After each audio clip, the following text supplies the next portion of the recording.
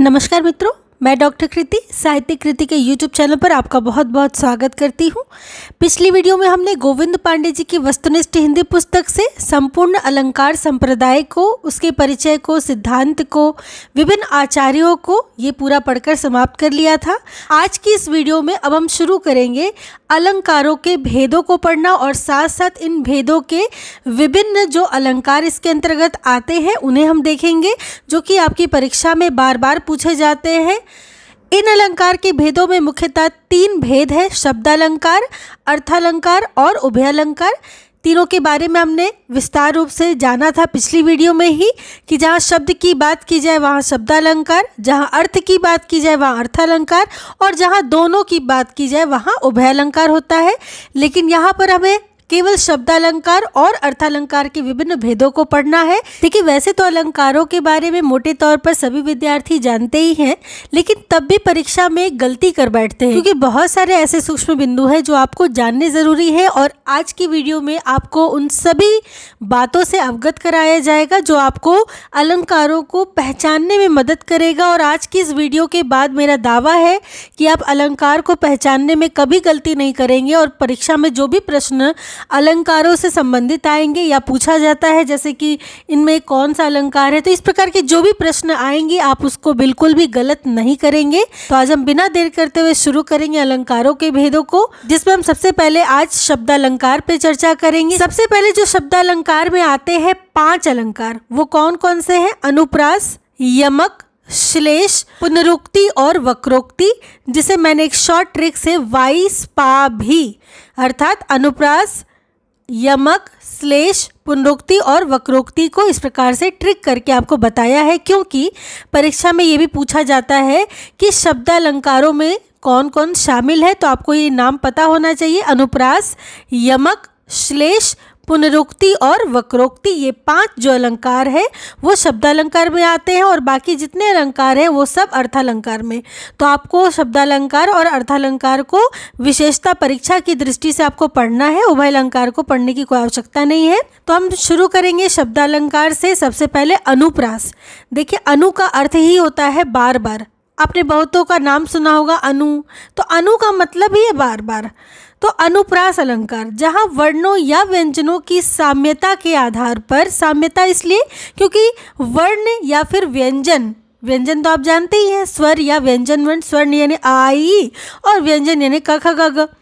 तो वर्ण हो या फिर व्यंजन हो, दोनों में से कुछ भी हो, उनकी अगर साम्यता होगी तो साम्यता के आधार पर एक से अधिक बार यदि आवृत्ति हो, एक से अधिक बार यदि उसका उच्चारण हो, बार बार वो आए, एक से अधिक बार आए, तो वहाँ अनुप्रास होता है। जैसे कि हम देखेंगे, मुदित महीपति मंदिर आए। यहाँ देखिए म है ना, मुदित, म से महीपति, म से मंदिर, तो ये म की आवृत्ति बार बार आ रही है। तो यहाँ बार बार आवृत्ति व्यंजनों में या वर्णों में आ रही है। मैं शब्द की बात नहीं कर रही हूँ, मैं व्यंजन की बात कर रही हूँ, मैं वर्ण की बात कर रही हूँ, मैं अल्फ़ाबेट की बात कर रही हूँ। तो कहते हैं कि मुदित महीपति मंदिर आए, सेवक सचिव सुमंत बुलाए। यहाँ केवल वर्ण या कह लीजिए व्यंजन एक तरीके के हैं, स है ना। तो इस प्रकार का जब भी आपको दिखने को मिलेगा उदाहरण, तो आप बिना सोचे ये समझ जाइए कि ये अनुप्रास अलंकार है, क्योंकि वर्ण या व्यंजन बार बार आ रही है। अब देखिए, इसी में लोग गलती कर देते हैं। बहुत सारे ऐसे उदाहरणों में शब्द बार बार आते, तो शब्द के आने से अनुप्रास नहीं होता, ये होता है वर्ण या व्यंजन पर आधारित अनुप्रास। अनु यानी कि एक छोटा सा, मान लीजिए ट्रिक के लिए, एक छोटा सा कण, कण यानी एक पूरे वर्णमाला का वर्ण या अक्षर। तो अनुप्रास में केवल इस प्रकार से शब्द नहीं, वर्ण आते हैं, व्यंजन आते हैं। तो म या फिर स देखिए आ रहा है, तो ये क्या हो गया? अनुप्रास अलंकार। उसी प्रकार चारू चंद्र की चंचल किरणें, यहाँ देखिए शब्द कोई एक समान नहीं है, लेकिन वर्ण कह लीजिए या व्यंजन कह लीजिए ये एक समान है। कैसे? च च च च देखिए बार बार आ रहा है ना, तो ये हो गया अनुप्रास अलंकार। उसी प्रकार चारों चंद्र की चंचल किरणें खेल रही है जलथल में, यहाँ भी ल देखिए बार बार आ रहा है, ल, जल में भी ल, थल में भी ल ल ल। इस प्रकार जब वर्ण या व्यंजन आए तो वहाँ पे कौन सा होता है, अनुप्रास अलंकार होता है। अब देखिए यही अनुप्रास अलंकार विभक्त हो जाता है कितने भागों में, 5 भागों में। अनुप्रास अलंकार ये पूछा जाता है कि कितने भेद है, तो 5 भेद है। अनुप्रास अलंकार 5 भागों में विभक्त हो गया। छेकानुप्रास, वृत्यानुप्रास, श्रुत्यानुप्रास, अंत्यानुप्रास और लाटानुप्रास। बहुत सरल है ये। अभी जब मैं आपको पढ़ाऊंगी तो बिल्कुल आपको पानी की तरह ये साफ हो जाएगा, आपको एकदम लगेगा कि इतना आसान था। तो ये है छेकानुप्रास, वृत्यानुप्रास, श्रुत्यानुप्रास, अंत्यानुप्रास और लाटानुप्रास। तो सबसे पहले हम छेकानुप्रास को देखेंगे। अच्छा देखिए, देशी बोलचाल की भाषा में छेका का क्या मतलब होता है, छेक देना, किसी को पकड़ लेना, है ना। ये मैं सिर्फ एक आपको ट्रिक के लिए बता रही हूँ ताकि आपको समझने में या फिर अलंकार को पकड़ने में आसानी हो। जैसे छेकानुप्रास, किसी को मान लीजिए छेक लेना। तो जहाँ अनेक व्यंजनों की स्वरूप और क्रम से एक बार आवृत्ति हो, कितनी बार, केवल एक बार, वहाँ छेकानुप्रास होता है। अर्थात एक व्यक्ति ने एक व्यक्ति को छेक लिया, केवल एक ही व्यक्ति को वो छेक पाएगा, तो वहाँ होता है छेकानुप्रास। और किसको छेकेगा, अपने ही समान व्यक्ति को या अपने ही समान व्यंजन को या अपने ही व्यंजन के स्वरूप के समान शब्द को वह छेकेगा, तो वहाँ होगा छेकानुप्रास। अब उदाहरण से इसे और अच्छे से समझ जाएंगे। जैसे देखिए क्या है, रीझी रीझी रहसी रहस हंसी हंसी उठे। या रीझी रीझी क्या 3 बार है, यहाँ रीझी रीझी 2 बार है केवल। अर्थात एक तो व्यक्ति है ही और एक व्यक्ति ने अपने समान एक व्यक्ति को पकड़ लिया, जैसा कि मैंने आपको ट्रिक के लिए बताया। तो रीझी रीझी, रहसी रहस, है ना, हंसी हंसी केवल 2 बार आ रहा है। यानी कि किसी एक ने केवल किसी एक को, और वो किसी एक क्या, अपने ही समान किसी एक को पकड़ लिया, छेक लिया, तो वहाँ क्या हो गया, छेकानुप्रास हो गया। तो रीझ रीझ रहसी रहस हंसी हंसी उठे, सांसें भरी आंसू भरी, भरी आंसू भरी, है ना, कहत दई दई, किसने छेका, अपने ही समान किसी को छेका, तो यहाँ पे क्या हो गया, छेकानुप्रास हो गया। अब इस प्रकार हम देखेंगे वृत्यानुप्रास को। अब वृत्या से कहने से क्या मतलब है, वृत्त आपने पढ़ा होगा गणित में। वृत्त किसको कहते हैं, गोलाकार, ऐसे जो रेखा होती है गोलाकार में, उसको वृत्त कहते हैं। बस वही चीज़ है वृत्यानुप्रास, जहाँ वृत्ति के अनुसार एक या अनेक वर्णों की अनेक बार आवृत्ति होती है। यहाँ देखिए क्या कह रहा है कि वृत्ति के अनुसार एक या अनेक वर्णों की, यहाँ पर भी देखिए शब्दों की बात नहीं कर रहा है, बोल रहा है कि वर्णों की अनेक बार आवृत्ति हो, एक बार नहीं। जबकि छेकानुप्रास में केवल एक बार आवृत्ति होती है। वहीं वृत्यानुप्रास में क्या बोला जा रहा है कि अनेक बार, जैसे गोल घूम करके आदमी वापस वहीं पहुंच जाता है, फिर घूमता है तो फिर वापस वहीं पहुंच जाता है, इसी प्रकार वृत्यानुप्रास में भी अनेक बार आवृत्ति होती है। वहीं वृत्यानुप्रास अलंकार होता है। हम देखेंगे उदाहरण में, कंकण किंकिण नुपुर ध्वनि सुन। यहाँ देखिए क है ना, कई बार आवृत्ति हो रही है, एक बार नहीं, कई बार आवृत्ति हो रही है। तो कंकण किंकिन में क नुपुर ध्वनि सुनी, कहत लखन सन राम हृदय गुनी। उसी प्रकार तरनी तनुजा तट तमाल तरुवर बहु छाए, यहाँ पर भी त त त त त क्या हो रहा है, बार बार वर्ण की, यानी कि अनेक बार आवृत्ति हो रही है वर्ण की।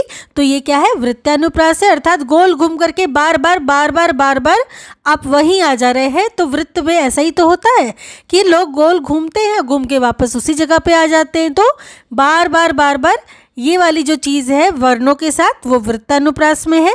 उसी प्रकार शेष महेश गणेश दिनेश सुरेश हु जाहि निरंतर गावे, यहाँ पे भी देखिए स स स स कई बार, अनेक बार आवृत्ति हुई है सवर्ण की। तो यहाँ पे क्या है, वृत्तानुप्रास है।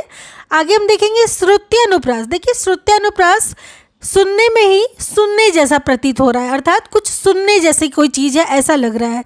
तो जहाँ किसी एक ही स्थान, जैसे कंठ तालु आदि से उच्चारित होने वाले वर्णों की आवृत्ति होती है, वहाँ श्रुत्यानुप्रास होता है। अर्थात कहाँ से, कंठ या तालु आदि से, अर्थात एक ही जगह से वर्ण की क्या हो रही है, उच्चारित हो रहे हैं वर्ण एक ही जगह से, मुख से एक, अर्थात मुख के किसी एक ही जगह से वर्णों का उच्चारण किया जा रहा है। वहीं पर श्रुत्यानुप्रास होता है, क्योंकि एक ही जगह से उच्चारण होने के कारण सुनने में वो एक ही जैसा प्रतीत होता है, जैसे तुलसीदास सीदत निसी दिन देखत तुम्हारी निठुराई। अब इसे आप उच्चारित करके देखिए, ये सी वाला जो वर्ण है ये बार बार एक ही जगह से उच्चारित हो रहा है, जिसके कारण एक समान सा प्रतीत हो रहा है। तुलसीदास सीदत निसी दिन है ना, तो ये सी एक ही जगह से सुनने को आ रहा है, क्योंकि उच्चारण स्थान एक ही है। तो यही है, सुनने वाली जो बात है वो श्रुत्यानुप्रास, अर्थात सुनने में जो एक समान प्रतीत हो वही श्रुत्यानुप्रास है। हम आगे देखेंगे। अब देखिए अगला है अंत्यानुप्रास। अंत्या से ही समझ में आ रहा है कि कोई शब्द जिसमें अंत जैसा कुछ लग रहा है, तो अंत्यानुप्रास यानी वही बात है, अंत वाली बात है। तो जहाँ पदांत अर्थात पद के अंत में एक ही स्वर और एक ही व्यंजन की आवृत्ति होती है, वहाँ अंत्यानुप्रास होता है। जैसे रघुकुल रीति सदा चली आई, प्राण जाए पर वचन न जाई। ये आई जाई ऐसा प्रतीत हो रहा है ना कि अंत में पदांत जो हो रहा है वो एक ही स्वर से हो रहा है, एक ही स्वर आ रहे ना, ई है ना। उसी प्रकार कुंद इंदु समदेह उमा रमन करुणा अयन, जाहि दीन पर नेह करहूँ कृपा मर्दन मयन। अब देखिए कुंदन इंदु सम देह, नीचे है नेह, तो ह सब एक समान प्रतीत हो रहा है अंत वाला। वहीं पर देखिए अयन मयन, ये अंत जो है एक ही समान के उच्चारण हो रहे हैं, यानी कि एक ही समान के स्वर या व्यंजन की आवृत्ति हो रही है। तो वहाँ पे क्या हो गया, अंत्यानुप्रास, अर्थात अंत में जो भी रहेगा वर्ण या जो भी कह लीजिए स्वर रहे या व्यंजन रहे वो एक ही समान रहेगा। जैसे ह है तो ये भी ह है, ये न है तो ये भी न है, तो इस प्रकार ये क्या है, अंत्यानुप्रास। बस यही तो है इसमें। आगे देखेंगे लाटानुप्रास। देखिए लाटा कहने से क्या समझ में आ रहा है कि कोई लाट में, मतलब कि कोई बंडल में, ऐसा कुछ समझ में आ रहा है ना कि लाट लगा हुआ है किसी चीज़ का या कुछ भी लाट। तो जब एक शब्द या वाक्य खंड की आवृत्ति, अब लाट की बात करें तो अब देखिए लाट से जैसा कि हमने देखा कि किसी चीज़ का लग रहा है, कोई बंडल है या फिर कोई लाट लगा हुआ है, ऐसा हम कहते हैं ना देशी भाषा में कि भाई सामान का तो लाट लगा हुआ है। तो ये जो लाट है ये यहाँ पर भी इसी रूप में प्रयोग हो, यानी कि यहाँ पे वर्ण या शब्द की बात नहीं की जा रही, यहाँ पे पूरे वाक्य को ही समान बता दिया जा रहा है। जैसे कि जब एक शब्द या वाक्य खंड की आवृत्ति उसी अर्थ में हो, देखिए उसी अर्थ में जब उसकी आवृत्ति होती है पर तात्पर्य या अन्वय में भेद हो जाता है, वहाँ लाटानुप्रास होता है। अर्थात शब्द या वाक्य तो वही रहेगा, एकदम बिल्कुल समान सेम रहेगा, लेकिन अर्थ बदल जाएगा, वहाँ होता है लाटानुप्रास। कैसे, देखिए पिय निकट जाके नहीं घाम चांदनी ताही। घाम हम देशी भाषा में कहते हैं ना, जहाँ बहुत गर्मी होती है, बहुत पसीना आता है, गर्मी की वजह से उष्मा बहुत ज़्यादा होती है। और चांदनी क्या है, ये तो शीतलता प्रदान करती चांदनी है। तो कह रहे हैं कि पिय निकट जाके निकट पिय है, प्रियतम है, नहीं घाम, वहाँ उष्णता नहीं होती है, वहाँ चांदनी होती है, शीतलता होती है। पिय निकट जाके नहीं, अब देखिए वही वाली पंक्ति है कि पिय निकट जाके नहीं के बाद यहाँ कॉमा लगाया गया, तो पिय निकट जाके नहीं, अर्थ बदल गया ना कि जिसके निकट में उसका प्रियतम नहीं है, जिसके पास में घाम चांदनी ताही, वहाँ चांदनी की शीतलता भी घाम की तरह बदल जाती है, घाम के समान यानी कि उष्णता के समान चांदनी भी प्रतीत होती है।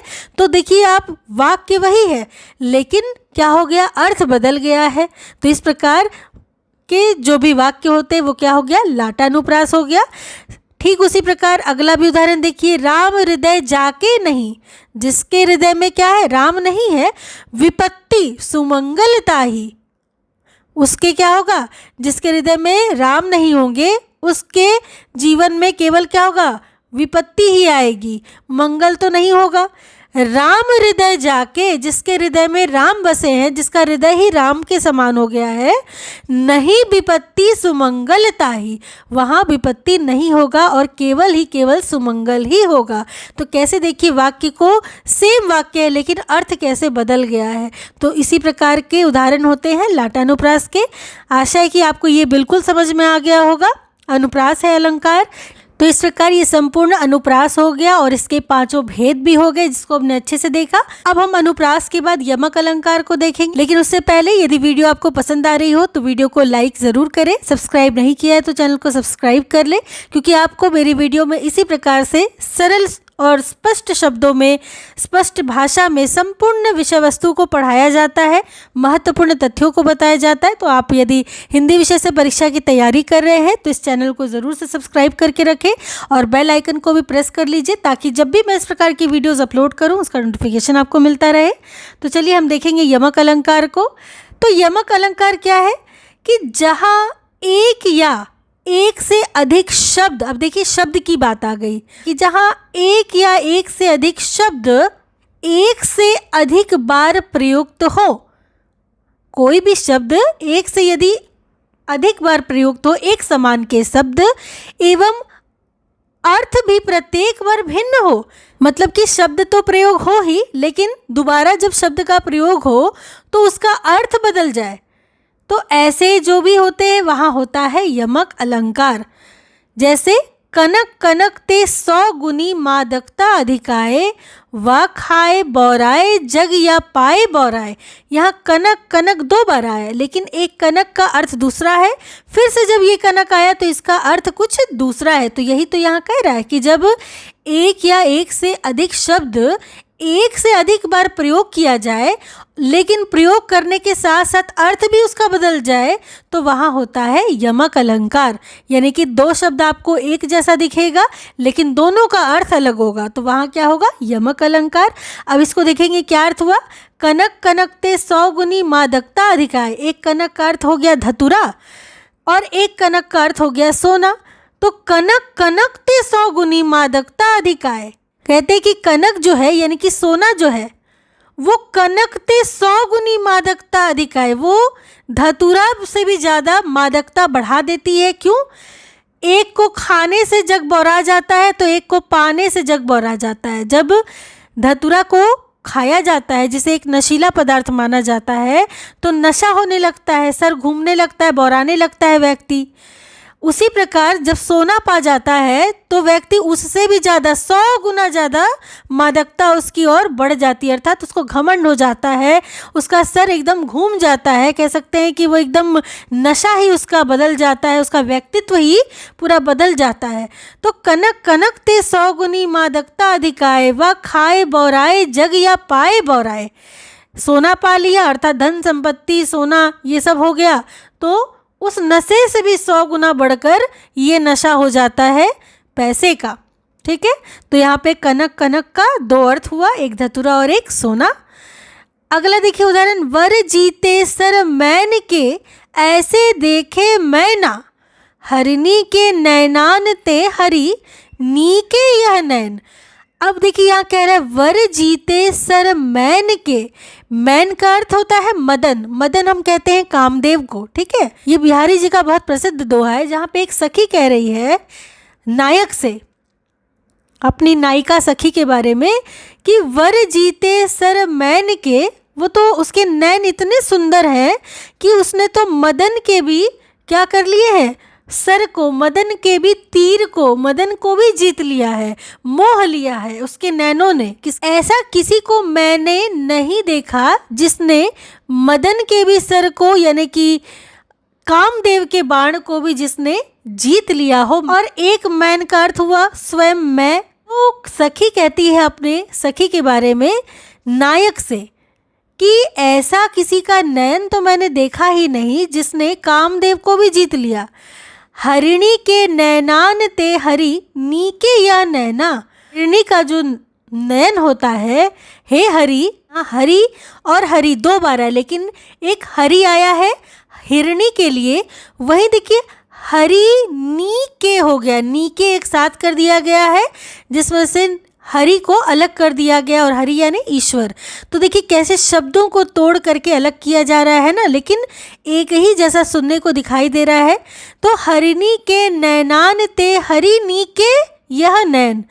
तो कहती है सखी कि जिस प्रकार हिरणी के नैन होते हैं, हे हरि, हे ईश्वर, नीके यह नयन, उससे भी नीक, उससे भी सुंदर मेरी सखी के नयन है। जिस प्रकार यहाँ पर मैन और यहाँ पर मैं ना कर दिया गया है तोड़कर, शब्द तो एक ही समान उच्चारण में प्रतीत हो रहा है लेकिन अर्थ इसका अलग है। वहीं हरिणी और यहाँ पे हरि नीके दो शब्द एक समान है, लेकिन इसको तोड़ करके कैसे अलग बना दिया गया है और अर्थ भी इसका अलग है। एक हरिणी यानी हिरणी को कहा गया है, वहीं एक भगवान हरि को कहा गया है। तो इस प्रकार आप देख सकते हैं यमक अलंकार में।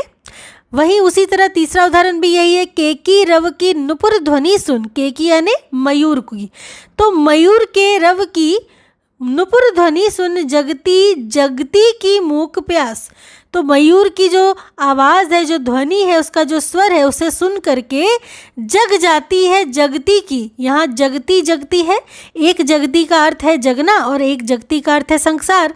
तो जग जाती है संसार की मूक प्यास, ये जो छुपी हुई या कह सकते हैं कि गूंगी जो प्यास है, जो कह नहीं सकते, जो बता नहीं सकते, ऐसी प्यास जग जाती है जैसे ही मयूर की सुंदर ध्वनि गुंजायमान होती है। तो इस प्रकार ये सभी जो है शब्दों में अर्थ अलग अलग छिपे हुए हैं, जिसको छिपा हुआ अर्थ भी कह सकते हैं। यमक में अर्थ छिपे होते हैं, शब्द एक समान से आते हैं, बस अर्थ छिपे होते हैं। तो आपको इसको ध्यान रखना है यमक अलंकार में। आगे हम देखेंगे श्लेष अलंकार। श्लेष का अर्थ ही होता है चिपकना, मिलना अथवा संयोग। यहाँ देखिए, यहाँ एक साथ केवल एक ही नहीं, कई अर्थ सामने आएंगे। जहाँ एक शब्द के साथ अनेक अर्थ चिपके हो, यमक में क्या था, एक या अधिक बार प्रयुक्त होते हैं एक ही शब्द और उसका एक अर्थ भिन्न होता है। जैसे कि दो शब्द है, दोनों का अलग अलग अर्थ है, लेकिन यहाँ पर जो है श्लेष में कई अर्थ चिपके हुए रहते हैं। इसको चिपकना से आप याद रख सकते हैं श्लेष को, क्योंकि इसका अर्थ ही होता है चिपकना, मिलना अथवा संयोग। तो जहाँ एक शब्द के साथ अनेक अर्थ चिपके रहते हैं वहाँ श्लेष अलंकार होता है। जैसे रहीमन पानी राखिए, बिन पानी सब सून, पानी गए ना उबरे, मोती मानुष चुन। अब यहाँ पानी के कई अर्थ हो गए, आप देख सकते हैं। एक पानी का अर्थ हो गया चमक, जो कि मोती के लिए ज़रूरी है। कहते हैं कि जब पानी नहीं रहेगा, जैसे होता है ना आभूषण में पानी चढ़ाया जाता है उसकी चमक को बढ़ाने के लिए, तो उसी प्रकार कहते हैं कि पानी गए न उबरे, मोती मानुष चून। ये तीनों पानी के इर्द गिर्द है। कैसे कि अगर मोती में चमक नहीं रहेगी तो मोती का कोई मूल्य नहीं। उसी प्रकार मनुष्य में यदि लज्जा या विनम्रता नहीं रहेगी, पानी नहीं रहेगा उसके अंदर, तो उसका कोई महत्व नहीं। उसी प्रकार चून, यानी कि चूना को भी अगर पानी मिलाकर के नहीं रखा जाएगा तो एक केवल पत्थर के अलावा कोई उपयोग की वस्तु नहीं है। तो इसका अस्तित्व ही चून का तब होता है जब पानी होता है और पानी के सूख जाने से ये पत्थर बन जाता है। तो यही कहने का मतलब है कि पानी में कई अर्थ चिपके हुए हैं, एक चमक के अर्थ में, एक मनुष्य की लज्जा या विनम्रता के अर्थ में और एक चूने के महत्व के अर्थ में। तो रहीमन पानी राखिए, बिन पानी सब सून, पानी गए ना उबरे, मोती मानुष चुन, है ना। तो तीनों के बारे में बताया गया है रहीमन के द्वारा। आगे अगला उदाहरण भी हम देखेंगे श्लेष अलंकार का। चिर जीवो जोरी जुरे, क्यों ना स्नेह गंभीर, को घटी ये वृष भानुजा, वे हलदर के बीर। यहाँ भी देखिए वृष भानुजा और हलदर के दो दो अर्थ है। जैसे वृष भानुजा का अर्थ हुआ, एक तो वृष भानु की पुत्री राधा और दूसरा वृष भानुजा यानी वृषभ की अनुजा बराबर वृष भानुजा। तो वृषभ की अनुजा अर्थात बहन कौन हो गई, गाय। वहीं हलदर के वीर में हलदर का अर्थ एक बलराम हो गया और एक हल को धारण करने वाला हलदर हो गया, जिसे बैल भी कहते हैं। तो इस प्रकार यहाँ कह रहे हैं कि क्यों ना स्नेह गंभीर हो, क्यों ना बहुत ज़्यादा प्रगाढ़ स्नेह हो और ऐसी जो जोड़ी है वो चिरंजीवी रहे, क्योंकि एक उस जोड़ी में कौन है, राधा है, और एक हलदर के वीर यानी कि हलदर हो गए बलराम और हलदर के वीर हो गए कृष्ण। तो एक है राधा और एक है कृष्ण, तो ये जोड़ी क्या हो, चिरंजीवी रहे। और वही एक तरफ अगर इसका दूसरा अर्थ निकाला जाए तो गाय और बैल के रूप में हो जाएगा। तो इस प्रकार एक ही शब्द के कई अर्थ देखिए चिपके हुए हैं। यहाँ पर बोल कुछ और रहे हैं, शब्द कुछ और है, लेकिन अर्थ कुछ और है और चिपका हुआ कई अर्थ है। तो ये क्या हो जाएगा, आपका श्लेष हो जाएगा, क्योंकि श्लेष अलंकार का अर्थ ही यही होता है कि बहुत सारे अर्थ क्या हो, उसमें चिपके हो। अगला उदाहरण भी उसी प्रकार है। मेरी भव बाधा हरो, राधा नागरी सोई, जा तन की झाई परे, श्यामु हरित दुत होई। यहाँ पर श्यामु में कई अर्थ है। जैसे कृष्ण के अर्थ में भी श्याम कहे जाते हैं कृष्ण, वहीं श्याम को पाप के अर्थ में भी प्रयोग किया गया है। कैसे? जैसे कि कहते हैं कवि की मेरी भव बाधा हरो हे राधा नागरी, मेरी क्या हरो? भव बाधा हरो। जिस प्रकार श्याम रंग वाले यानी कि जो भी प्रकार के पापी मनुष्य होते हैं, श्याम रंग के होते हैं, पापी मनुष्य होते हैं, आपका गौर वर्ण, आपका तेज, आपका प्रकाश उसकी श्यामलता को, जो भी उसके पाप हैं उसको हर लेते हैं। उसी प्रकार मेरी भी श्यामलता को, मेरे भी पाप तत्वों को क्या कर लो? हर लो। और वहीं दूसरी तरफ एक अर्थ कृष्ण के अर्थ में है कि मेरी भव बाधा हरो राधा नागरी, सोई जा तन की झाई परे श्याम हरित दुती होए। जिस प्रकार श्याम जो हो जाते हैं, हरे भरे हो जाते हैं, खुश हो जाते हैं, जैसे ही आपकी झाई पड़ती है, आपकी परछाई श्याम में पड़ती है तो बड़े आनंदित हो जाते हैं, प्रसन्नचित्त हो जाते हैं। ठीक उसी प्रकार मेरे जीवन को भी आप प्रसन्नचित्त कर दें। तो इस प्रकार कई अर्थ यहाँ पर चिपके हुए हैं। तो ये क्या हो गया? श्लेष अलंकार हो गया। अब आगे हम देखेंगे कि श्लेष जो अलंकार है उसके दो भेद होते हैं। एक होता है अभंग श्लेष और दूसरा होता है सभंग श्लेष। अब ये जो अभंग श्लेष है, अभंग यानी जिसका भंग ना किया जा सके, तो श्लेष में शब्द के दो टुकड़े किए बिना ही, अर्थात जिसको भंग किए बिना ही जहाँ एक से अधिक अर्थ निकाले जाए वहाँ अभंग श्लेष होते हैं। जैसे चरण धरत शंका करत चितवत चारिहु और सुबरन को ढूंढत फिरत कवि व्याभिचारी चोर। यहाँ पे जो सुबरन है इसके कई अर्थ है। जैसे सुबरन को यानी कि अच्छे शब्द को कवि भी ढूंढता है अपने काव्य के लिए, वहीं जो व्याभिचारी मनुष्य होता है वह भी सुंदर वर की खोज करता है, सुबरन अर्थात सुंदर वर। और जो चोर होता है सुबरन की खोज करता है, ढूंढता है। सुबरन यानी सोना, अर्थात एक तो सुबरन का अर्थ हो गया अच्छा शब्द, एक सुबरन का अर्थ हो गया सुंदर वर, एक सुबरन का अर्थ हो गया सोना, जिसको कवि, व्याभिचारी और चोर ये तीनों अपने अपने अर्थ के हिसाब से ढूंढते हैं। किसी के लिए सुबरन शब्द है अच्छे, किसी के लिए सुंदर स्त्री या सुंदर पुरुष है और किसी के लिए सोना है। तो इस प्रकार यहाँ पर बिना टूटे हुए इस सुबरन के कई अर्थ हो गए ना। अब सभंग श्लेष में इसका ठीक विपरीत होता है कि जहाँ शब्द को भंग करने पर दूसरा अर्थ निकले वहाँ सभंग श्लेष होता है। जैसे नाही नाही कहे थोरो मांगे सब दैन कहे, मांगन को देखी पट देत बार बार है। यहाँ जो पट है इसका दो अर्थ होता है।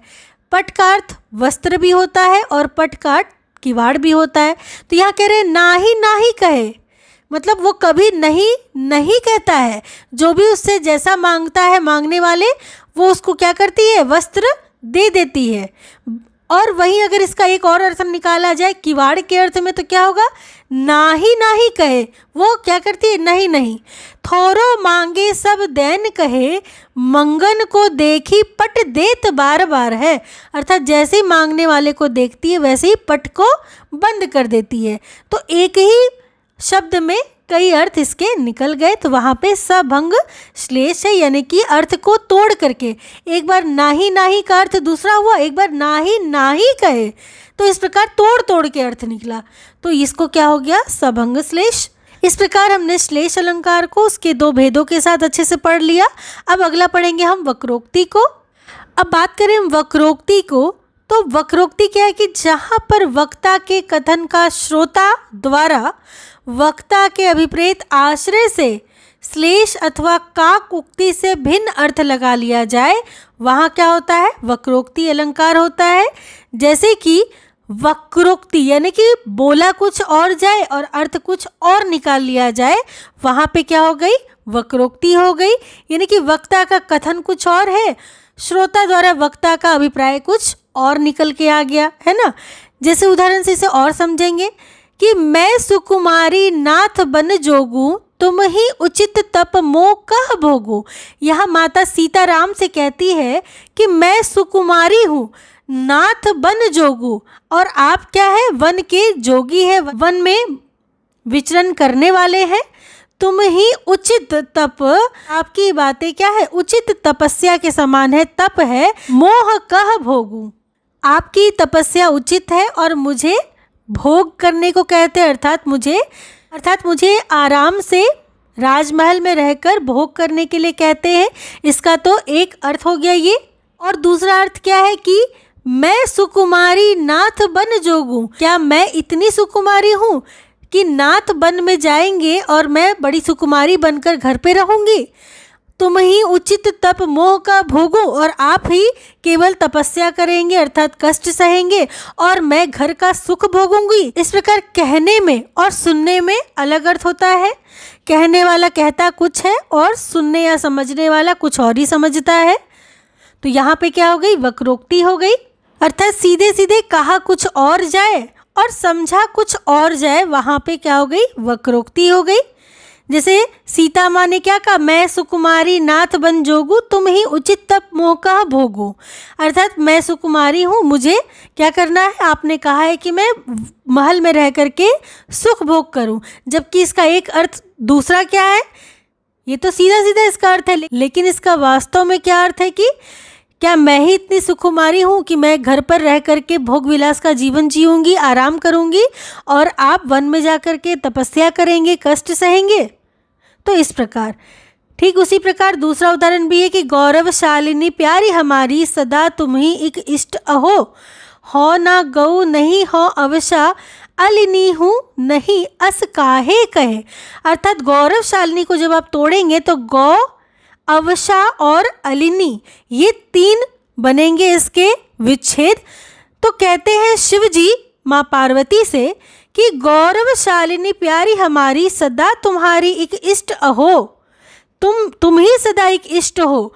तो पार्वती जी उसका उत्तर देती हैं कि हो ना गऊ नहीं हो अवशा, अलिनी भ्रमर भी नहीं हूँ, अस काहे कहे। इस प्रकार आप क्यों कहते हैं? तो इस प्रकार कहने का मतलब है कि वक्ता कुछ और कहे और श्रोता कुछ और उसका अर्थ निकाल ले, तो उसे ही कहते हैं वक्रोक्ति अलंकार। देखिए, अगला जो शब्दालंकार में अलंकार आता है वो है पुनरोक्ति अलंकार, जो कि पुस्तक में नहीं दिया हुआ है। इसे आप खुद से जोड़ लीजिएगा जहाँ भी आप नोट्स बना रहे हो या फिर अपनी पुस्तक में।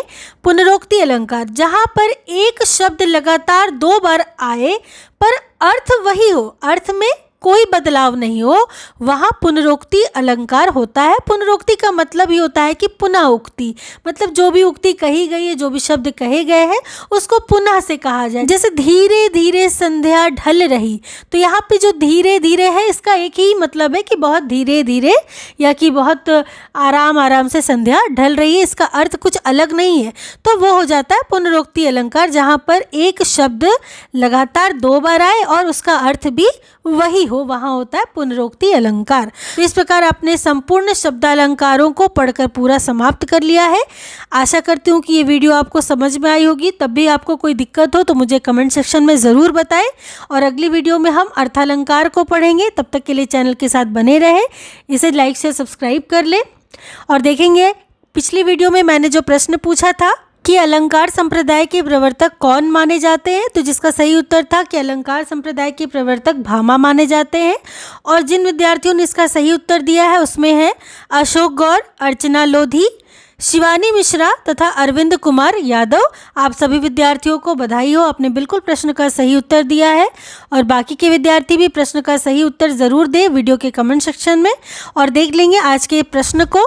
तो आज का हमारा प्रश्न है, चिरंजीवो जोरी जुरे क्यों ना स्नेह गंभीर, को घटी ये वृष भानुजा वे हलदर के बीर। उपयुक्त पंक्ति में कौन सा अलंकार है? तो जल्दी से वीडियो के कमेंट सेक्शन में सही उत्तर लिखकर भेजें अपने नाम के साथ। तो मिलती हूँ अगली वीडियो में अर्थालंकार के साथ। तब तक के लिए आप सबका बहुत बहुत धन्यवाद।